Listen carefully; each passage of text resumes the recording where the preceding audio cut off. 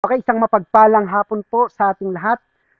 Napakabuti po ng Panginoon sa buhay Amen. ng bawat isa sa atin. So ngayon po, Pastor, makakasama po natin si Pastor Ariel Aquino na Yes, ako po ito. kasalukuyang nakadistino dito sa Yabe. Biskaya po ba to, Pastor?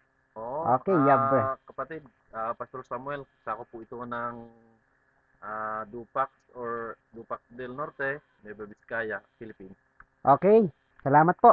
So ngayon po, Pastor, nais ko lang pong tanungin kayo na konting message lang po or something else katanungan. Kumusta po ang buhay niyo dito sa church ng Yabe? Ayan. So, napakagandang tanong po yan na kapatid, Pastor Samuel.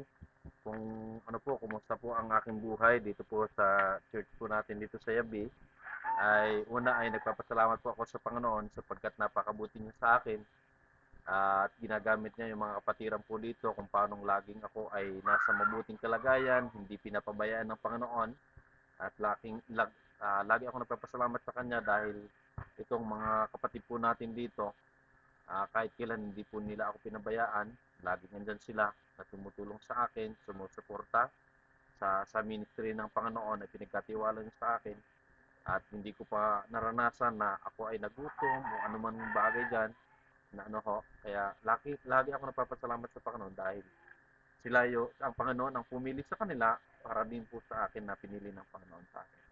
Amen, praise God.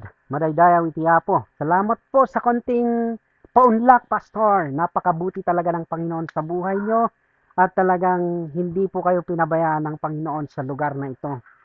So, salamat po sa konting panayam. To God be all the glory. Hashtag servant of God.